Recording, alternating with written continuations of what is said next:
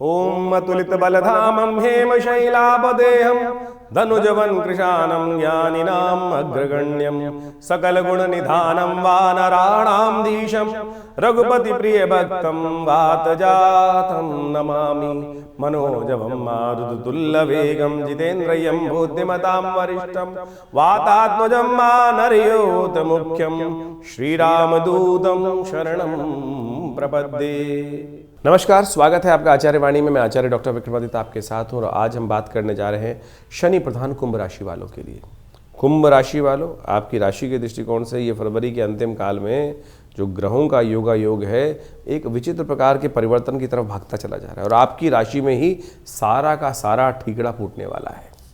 आपकी राशि में राहु पहले से चल रहे हैं, सूर्य वहाँ पदार्पण कर चुके हैं, शुक्र और बुध भी वहाँ पर अपना डेरा डाले बैठे हैं और मंगल भी अपना अब पूरा का पूरा पांडाल लेकर वहाँ उपस्थित होने जा रहे हैं। समझ लीजिएगा, ये ग्रहों की पंचायत जो वहाँ पर विशेष तौर पे लगने वाली है और ऐसे में इन सब का स्वभाव बिल्कुल अलग अलग है। हर ग्रह अपने स्वभाव में अलग है, तो ये विशेष तौर पर आपकी राशि के दृष्टिकोण से आपको फ्रस्ट्रेट करने वाले हैं। और बुध का अस्त हो जाना आपकी राशि में ही बैठकर ये कहीं ना कहीं बुद्धि के बल्ब को भी कहीं ना कहीं स्विच ऑफ करता दिखाई दे रहा है।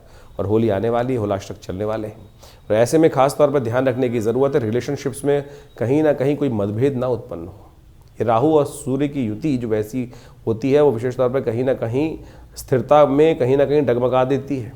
साथ में मंगल और शुक्र की युति आग में घी डालने वाला काम कहीं ना हो रहा है। रिलेशनशिप्स में बहुत सावधानी रहने की ज़रूरत है।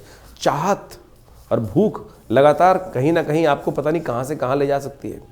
जो है ये चाहत कहीं ना कहीं ख़त्म होती दिखाई नहीं दे रही है, और ये भूख जो है जागती हुई कहीं ना कहीं गलत संगत में आपको डाल सकती है। और दिन जो है वो आनंद की जगह जो फालतू के आनंद, सांसारिक आनंद के चक्कर में कहीं ना कहीं बहुत सारा स्थितियाँ आपके खिलाफ होने के योग बनते दिखाई दे रहे हैं। 7.5 चल रही है, इस समय में कुछ खास उपाय हैं, घबराने की ज़रूरत नहीं है। जो है स्थिति तो समझ लीजिए, जिन राशियों के लिए समस्याएं हैं वो गोचर के दृष्टिकोण से प्रभाव समझते हुए कार्य कर लेंगे तो बहुत अच्छा रहेगा। होलाष्टक जैसा हमने कहा, आमतौर पर शुक्र बुध की युति और शुक्र के साथ मंगल की युति जिस प्रकार से बन जाती है, तो ऐसे में क्या होता है कि मंगल अस्त भाव में, अस्त अवस्था में है, तो क्या होता है गलत लोग हमारे साथ जुड़ जाते हैं, जिनके साथ हमें जुड़ने से नुकसान होता है, और वो कहीं ना कहीं आपके प्रति मन में नेगेटिव भाव भी ला सकते हैं। और होलाष्टक के दिन जो होते हैं वो जले भुजले दिनों से बचने का दिन रखना चाहिए। हम आमतौर पर नज़र से बचने के लिए अपने घर के बाहर बहुत सारे बंधनवार बांध लेते हैं, बहुत सारे नज़र बट्टू लगा लेते हैं। क्या वो कौन सा नज़र बट्टू काम करेगा आपके लिए, कौन सा बंधनवार काम करेगा, ये रहस्य भी हम आज इस कार्यक्रम में आपको बताएंगे। वो सारे रहस्य छोटे छोटे होंगे, उपाय जान लीजिएगा, करिएगा, कल्याण होगा। 21 तारीख का दिन शनिवार है और उस दिन चतुर्थी तिथि है फागुन मास की। मनोरथ चतुर्थी कहा जाता है भविष्य पुराण के अंदर इस चीज़ को। तो ऐसे में मनोरथ चतुर्थी को सिद्ध करने के लिए मत्स्य पुराण में तो इसका एक अद्भुत उपाय भी शास्त्र में वर्णित है, वो भी बताएंगे आपको। तो इस दिन ग्रह नक्षत्रों का प्रभाव जो है वो जान लीजिए। आपका दिन अच्छा सामर्थ्यशाली दिखाई देता है। आशीर्वाद की ज़रूरत है, विनम्र होकर चीज़ों को समझें, आशीर्वाद लें, बड़ों की बात मानने का प्रयास करें, गुरुओं के आबाद माताओं का आशीर्वाद लेकर, माता पिता का बड़े जन का आशीर्वाद लेकर जो भी कार्य करोगे ना, चीज़ें आपकी बहुत फेवर में होंगी। बृहस्पति के नक्षत्र में शुक्र का प्रवेश भी इस दिन होने जा रहा है। ये कहीं ना कहीं आपके लिए सही समय पर सही बुद्धि का बल्ब जगाने की स्थिति करेगा, यानी कहीं ना कहीं नुकसान होने से बचाने के लिए, राहु के नेगेटिव प्रभाव से बचाने के लिए कहीं ना कहीं स्थिति उत्पन्न करेगा। तो इसका ध्यान रखते हुए कार्य करें। शनिवार का दिन है, 7.5 का अंतिम दौर चल रहा है। बहुत सारे लोग कहते हैं जाते हुए शनि देके जाएंगे बिल्कुल, लेकिन अभी ध्यान रखने की ज़रूरत है। अभी शनि बहुत ताकत में है, तो आधे साल बहुत ताकत में रहने वाले हैं। तो भद्रा भी है, नए कार्यों में की तरफ नहीं, चलती हुई चीज़ चलने दें। और एक काम करें, विशेष तौर पर इस दिन शनि को मनाने के लिए तिल का दान करें, वो आपके लिए अच्छा रहेगा। 22 तारीख का दिन रविवार का अवसर है और इस दिन पंचमी तिथि विद्यमान है। सर्वार्थ सिद्धि योग सुबह से बना हुआ है, मुहूर्त बड़ा अच्छा है आपकी राशि के दृष्टिकोण से। ग्रह परिवर्तन की तरफ गए हैं, समय अनुकूल बनता दिखाई दे रहा है। सामर्थ्य सही दिशा में करने से चीज़ें फेवर में जाने के योग भी बनते दिखाई दे रहे हैं। लेकिन सूर्य और राहु की युति इस दिन खासतौर पर ध्यान रखने योग्य है। भगवान सूर्य को जल दीजिए, क्योंकि सूर्य राहु की स्थिति अस्थिरता का वातावरण जीवन में बनाती है और आपकी राशि में ही ये योग बना हुआ है। अस्थिरता को दूर करने के लिए भगवान सूर्य को अर्घ देना आपके लिए सबसे अच्छा रहेगा। और ऐसे में विशेष तौर पर भगवान शंकर का पूजन शाम के समय कर लेने से रविवार के समय में राहु का नेगेटिव प्रभाव ठीक हो सकता है। ये उपाय अवश्य करना चाहिए, क्योंकि राहु पूरे साल चलने वाले। तो हर रविवार को शाम को भगवान शंकर का, या संक्रांति के दिन शाम के समय भगवान शंकर का अभिषेक भस्म से करें तो आपके लिए बहुत कल्याणकारी योग बनेगा। 23 तारीख का दिन सोमवार का दिन है, षष्ठी तिथि विद्यमान है और ग्रह नक्षत्रों के प्रभाव को भी समझ लीजिए। आपके ग्रह परिवर्तन की तरफ जा रहे हैं। इस दिन ग्रह नक्षत्रों के दृष्टिकोण से अपने संगत को सुधारने का प्रयास करें। कहीं ना कहीं देखिए क्या है, मंगल परिवर्तन करके शुक्र के साथ आ गया है और ये आग में घी डालने का प्रयास कर रहा है। अस्त अवस्था में मंगल शुक्र के साथ जो योग बना रहा है, राहु साथ में सूर्य के साथ विद्यमान है, बुध वहीं विद्यमान है, तो ये कहीं ना कहीं जो है कोई गलत तरह की भूख जगा सकता है, गलत संगत से कहीं ना कहीं परेशान करने का योग दे सकता है। और मंगल यहाँ जो परिवर्तन करके आपकी राशि में विराजमान है, ये करीब 40 दिन तक यहाँ अपना तांडव करेंगे। अस्त अवस्था में जागृत हो जाएंगे तो और ज़्यादा कुछ ना कुछ चीज़ें बनाएंगे, कोई इसमें जागृत भी होने वाले हैं, मंगल उदय भी होने वाले हैं। तो आपको मंगल से बहुत सावधान रहना चाहिए। मंगल शुक्र की युति जब तक यहाँ विराजमान है, यहाँ स्थिति बनी हुई है, तो उसका उपाय लगातार करने की ज़रूरत रहेगी, क्योंकि यहाँ शनि के साथ, यहाँ राहु के साथ तो जो है मंगल पूरे समय तक विराजमान रहेंगे और ये आपकी हिम्मत को बार बार तोड़ते भी रहेंगे और मैं कहूँगा गलत दिशाओं में दुस्साहस करने का योग भी बना सकते हैं। तो इस समय में हनुमान जी का पाठ विशेष तौर पर करने का प्रयास करें। हनुमान चालीसा का नित्यपति पाठ करने का प्रयास करें। हनुमान जी प्रत्यक्ष देवता हैं, भक्तों को सदा कल्याण करने का योग ही दिखाते हैं और जो भी भक्त उनकी श्रद्धा के साथ उनका पैर पकड़ लेता है। तुलसीदास ने पकड़ लिए थे उनके पैर, कहा जाता है तुलसीदास ने उनके पैर पकड़ लिए थे तो उनको बाध्य कर लिया था कि हमको तो राम जी से दर्शन करा दो, करा दिए उन्होंने। तो ऐसा भक्त बनना चाहिए और भगवान में हनुमान जी की कृपा प्राप्त करने का प्रयास करना चाहिए। 24 तारीख का दिन मंगलवार का दिन है, सप्तमी तिथि विद्यमान है। इस दिन होलाष्टक भी आरंभ हो रहे हैं। ग्रह नक्षत्रों के दृष्टिकोण से ग्रहों ने परिवर्तन की चाल चली। इस दिन विशेष तौर पर चंद्रमा परिवर्तन करके आगे निकल गए हैं और ये चंद्रमा परिवर्तन कर आपकी राशि में उच्च के होकर विराजमान होकर जिस जगह सुख वाले भाव में आए हैं वो कहीं ना कहीं आपके लिए अच्छे हैं, सही हैं, सही चीज़ों को देते दिखाई दे रहे हैं। बहुत जल्दी ये कीर्ति का योग भी आपकी राशि में बनाकर तैयार करेंगे, तो चीज़ों का इंतजार करें। लेकिन होलाष्टक इस दिन से आरंभ होंगे, उसका ध्यान रखना पड़ेगा आपको। 24 तारीख से होलाष्टक जो आरंभ हो रहे हैं, कुंभ राशि वालों को खास तौर पर ध्यान रखने की ज़रूरत है। गलत संगत, गलत दोस्ती, कहीं ना कहीं आपके आस्तीन में बैठे हुए लोग कहीं ना कहीं आप पर आघात करने का योग बना सकते हैं। नज़र कैसे लगती है, हल्का सा देखा, अरे तुम तो बहुत सुंदर लग रहे हो, बस हो गया काम, और उसकी नज़र लगने वाली अगर योग बना हुआ हो तो बिल्कुल। और ऐसे में आपकी राशि की झूठी तारीफ या आपसे ईर्ष्या वाली तारीफ करने को कोई बैठता है तो कहीं ना कहीं वो समस्या उत्पन्न कर सकता है। तो इसका ध्यान रखना पड़ेगा। आपका घर बार, व्यवसाय, गाड़ी घोड़ा सबकी रक्षा करने की आपको खास तौर पर ज़रूरत है, क्योंकि इस समय थोड़ा सा आपके लिए विपरीत स्थिति में चलता दिखाई दे रहा है। तो आपकी राशि के दृष्टिकोण से हमें दिखाई देता है कि आप पीपल के पत्तों को एक बंधनवार में बांधकर, काले रंग के धागों में बांधकर 11 पीपल के पत्तों को अपने घर के या व्यवसाय के, दुकान के जो भी आए उनके मुख्य दरवाजे पे लगाने का प्रयास करें और उनको सिद्ध कर लीजिए हनुमान जी के मंत्र से, ओम हंग हनुमतये नमः, ओम हंग हनुमतये नमः। अपने हाथ में रखिए, इस प्रकार से उनकी बांध के एक के ऊपर एक आ जाएंगे, उसी से सिद्ध कर लीजिए। यही भावना रखें।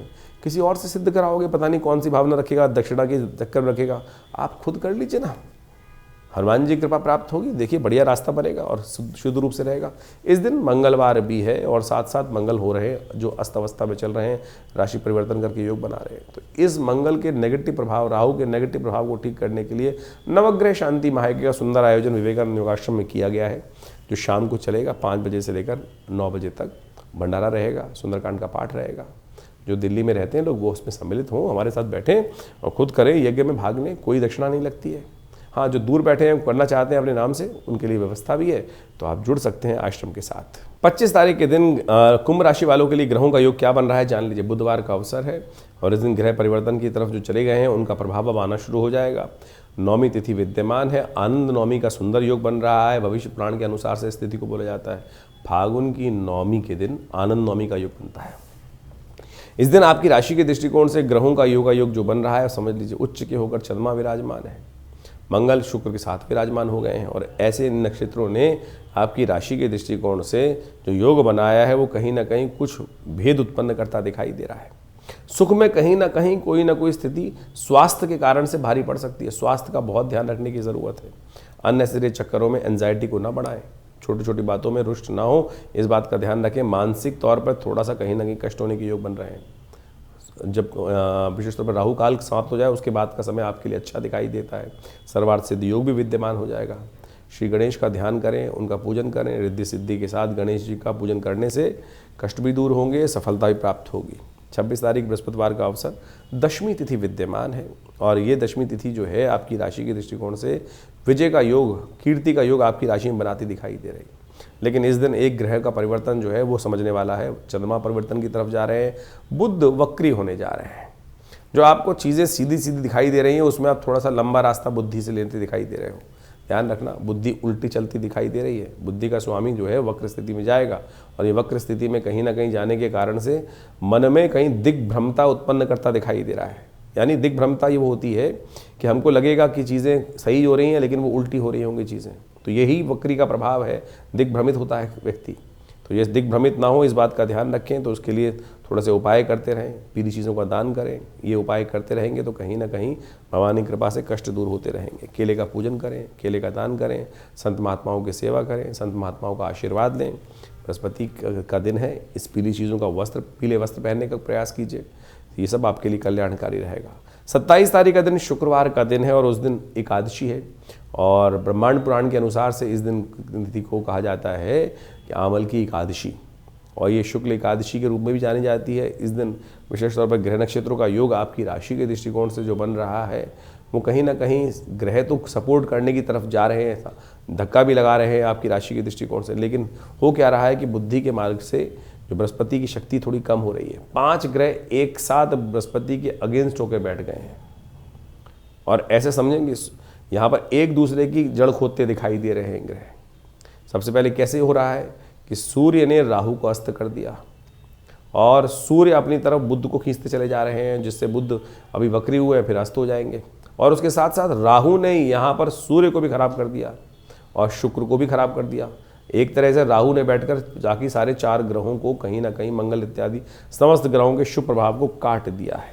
तो ऐसे में आपको आवश्यकता है परमात्मा के भजन की, और ये परमात्मा का भजन अक्षय प्राप्त करने के लिए आंवला जो नवमी है उस दिन भगवान विष्णु का स्तवन करना चाहिए, भगवान विष्णु को आंवले अर्पित करने चाहिए। शास्त्र के दृष्टिकोण से जो उपाय बताया गया है ब्रह्मांड पुराण के अनुसार से समझ लीजिए कि आंवल की एकादशी जो है फागुन मास के जो शुक्ल पक्ष की एकादशी के दिन कहा जाता है और ब्रह्मांड पुराण के अनुसार से इस दिन खास तौर पर कहा जाता है आरोग्यता प्राप्त करने का सुंदर योग बनता है।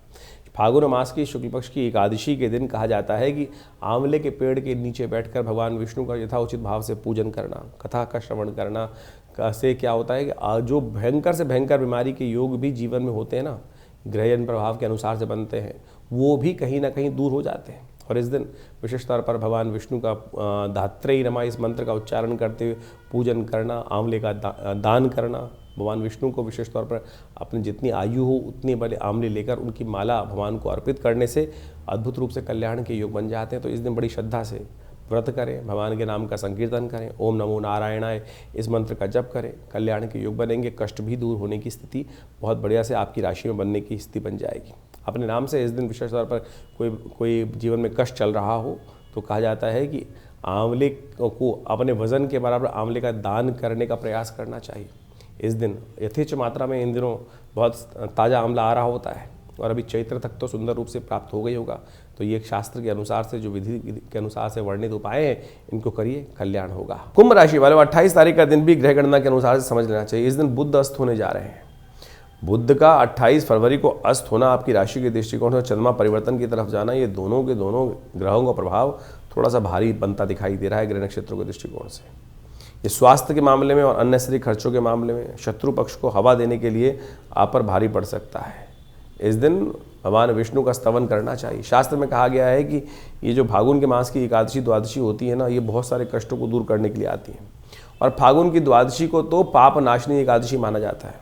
एक बात समझें तो ग्रह गोचर के अनुसार से बहुत सारों के लोगों के ग्रह अशुभ अशुभ चलते हैं, कईयों के अशुभ चलते हुए भी उनके जीवन में शुभ हो रहा होता है। कारण क्या है? वो है उनके किए गए पूर्व समय में शुभ कार्य, पुण्य कार्य।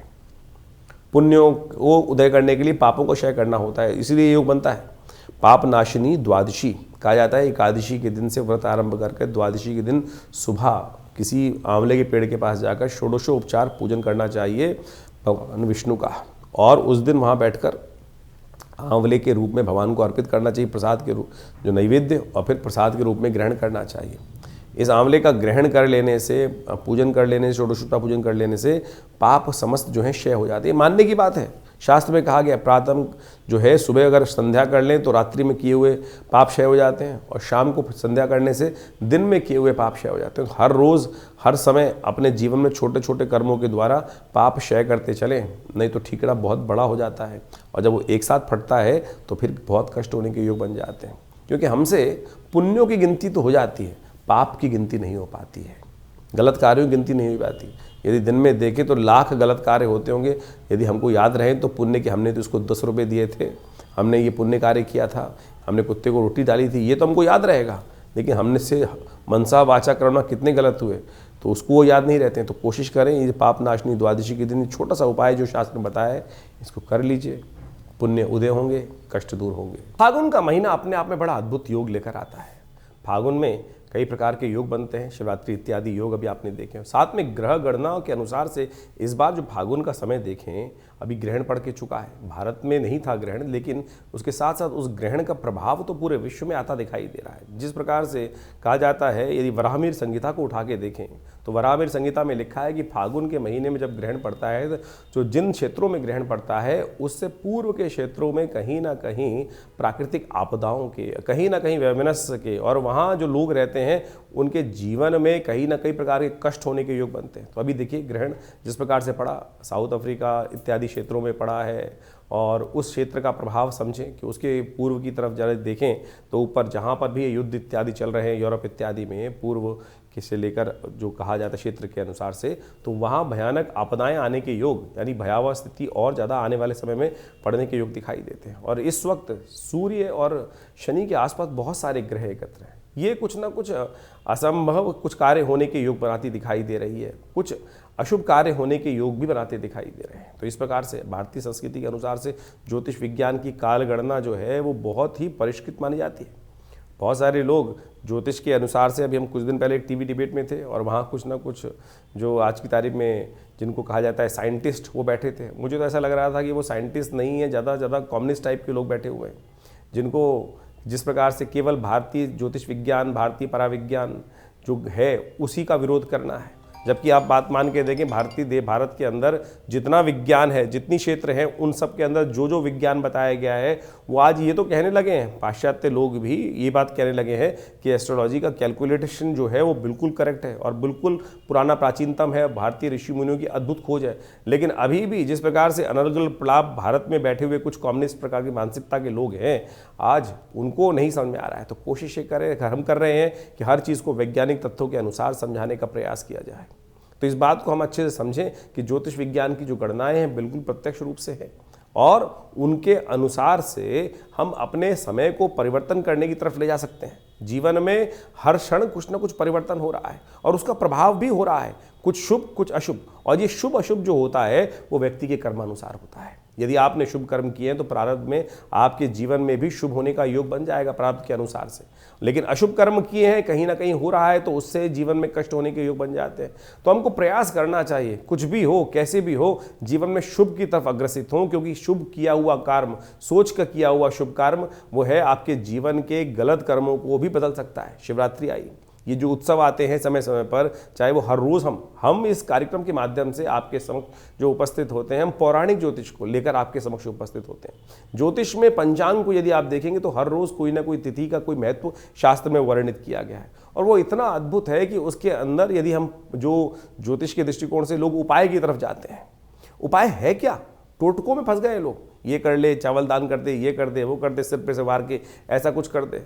ये जो उपाय शास्त्र में वर्णित है, पौराणिक ग्रंथों में आप देखें तो वो टेस्टिमनीज हैं कि जैसे लोगों ने अपने जीवन में कष्ट आए और उनको निवृत्त दूर करने के लिए लोगों ने क्या क्या उपाय किस प्रकार से, वो कथाएं नहीं है, टेस्टिमनीज हैं लोगों की, और जो शास्त्र में ऋषि मुनियों ने वर्णित करी हैं, किस काल में किस प्रकार से उपाय किया, कैसे किया और उससे क्या कुछ ठीक हुआ।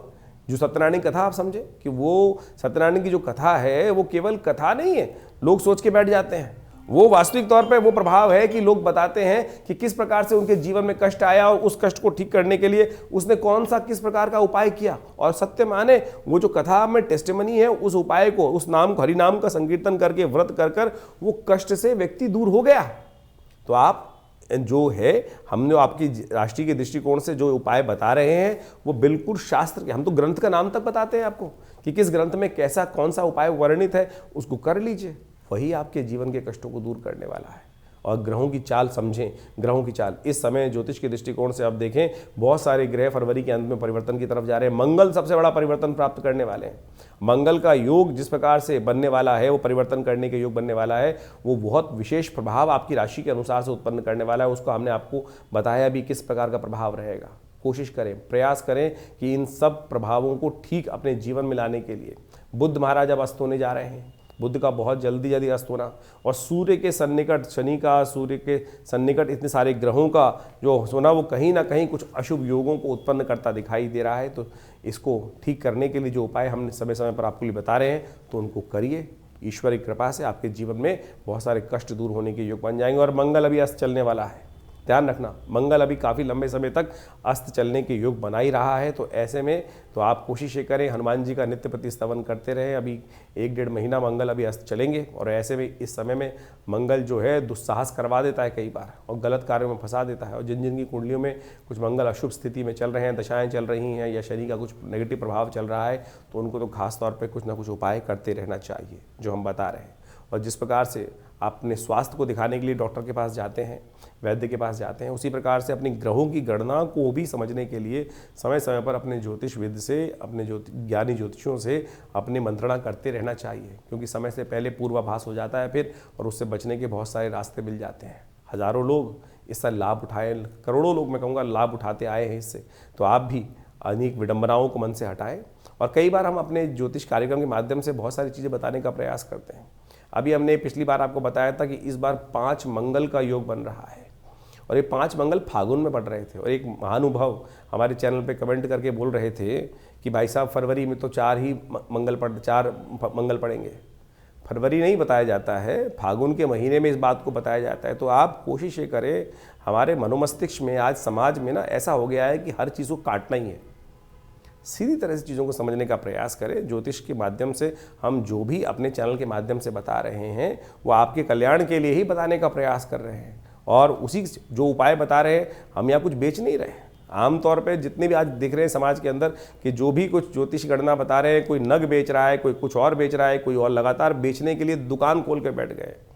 इस कार्यक्रम के माध्यम से हम आपके समक्ष जो कुछ शास्त्र में वर्णित है, जो उपाय शास्त्र में वर्णित है, उन्हीं को पुराणों से निकालकर आपके समक्ष उपस्थित करते हैं। एक एक बात को तर्क के दृष्टिकोण से रखते हैं। कोशिश करें उनको सही रूप से अमल करने का प्रयास करें। और फिर भी कोई मन में शंका हो तो चिंता ना करें, ये दिल्ली में जो आश्रम है वो आपके लिए ही बनाया गया है। हमारे पिता आचार्य श्री केशवदेव जी महाराज ने आज से 70 साल पहले इस आश्रम की स्थापना करी, और दिल्ली में ही करी।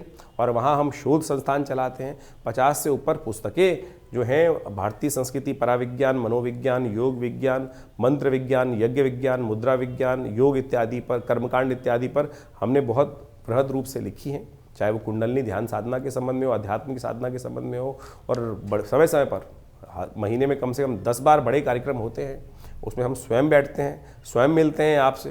तो आप आइए और आज राजा रानी कथा सुनने से ऊपर उठे, शास्त्र को समझें। हमने रामचरित मानस के ऊपर हर रविवार को स्वाध्याय रखा हुआ है, और उसमें राजा रानी कथा नहीं, उस विज्ञान को, भारतीय संस्कृति के विज्ञान को आप कैसे अपने जीवन में उतार सकते हैं, उसको सार रूप में समझने का प्रयास करना। जैसे कथाओं पे करोड़ों रुपए खर्च किए जा रहे हैं, जबकि कथा पुराने ज़माने में ऐसे ही ज़मीन पे बैठ के की जाती थी, जंगल में, बाग में बैठ के की जाती थी। लेकिन आज 2-2 करोड़ 10-10 करोड़ रुपए खर्च कर जो एक रेपुटेशन और किस प्रकार से कथाओं को करने का व्यवस्था बनाई जा रही है, वो बड़ा दुर्भाग्यपूर्ण है। और बड़े बड़े मंच पे लोग बैठकर धर्म के प्रति किस प्रकार का बात बोलते हैं। बहुत लंबे चौड़े बड़े कथावाचक हैं। उन्होंने अभी राम कृष्ण कथा कहते कहते कृष्ण को भी कितनी प्रकार से उपहास, भगवान का भी उपहास उठाने का प्रयास किया। अरे शास्त्र में कैसी घेलमेल हुई है, क्या इन ज्ञानियों को पता नहीं है? इन ज्ञानियों को ये भी समझना चाहिए कि शास्त्र के दृष्टिकोण से जो रहस्य की बातें बताई गई हैं, उसको अपनी विवेक बुद्धि के अनुसार से उपयोग करें। केवल मंच को आप अपनी सेल्फ की जो भी कार्य करने की बात कर रहे हैं। शास्त्र में कितना लोगों ने, हमारे भारतीय संस्कृति में कैसे कैसे लोगों ने कैसा कैसा दुराग्रह किया है। शास्त्र को प्रमाणित रूप से बदल दिया गया। क्या क्या पता नहीं, अपने हित स्वास्थ्य को सिद्ध करने के लिए, चाहे वो अलग अलग मत के लोग रहे, अलग अलग राजा रहे, अलग अलग जो आक्रांता रहे, उन्होंने हम सनातन धर्म के ऊपर कैसे आक्षेप करने का प्रयास किया है। और वही मंच के माध्यम से बड़े बड़े कथावाचक भगवान कृष्ण, भगवान को भी नहीं छोड़ते हैं। आपको कथावाचक होते हुए, लोगों को ज्ञानी महात्मा होते हुए इस बात को समझ में आना चाहिए कि शास्त्र में एक बात को बताया गया है, तो अगर उसमें कुछ बदलाव किसी ने किया है तो कम से कम कथावाचक के रूप में, ज्ञानी के रूप में यदि व्यक्ति उपस्थित है, व्यास गद्दी पे उपस्थित है, तो उसको तो कम से कम समझ लेना चाहिए। तो मैं कहूँगा ये मुरारी बाबू जैसे लोग भी आज जिस प्रकार से अलग अलग प्रलाप करने की बात करते हैं, दुखद है।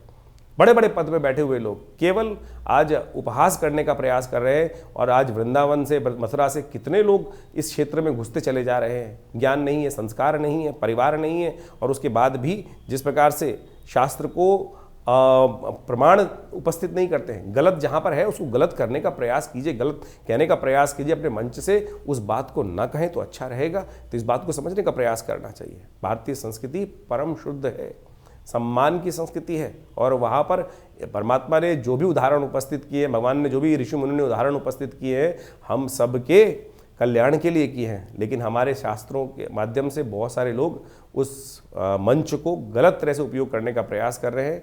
आप सबको उसको समझना चाहिए, और जो भी कोई मन में प्रश्न हो तो आप आइए हमारे आश्रम में। दिल्ली में विवेकानंद योगाश्रम बहुत बड़ा शोध संस्थान है, बड़ा हॉस्पिटल है।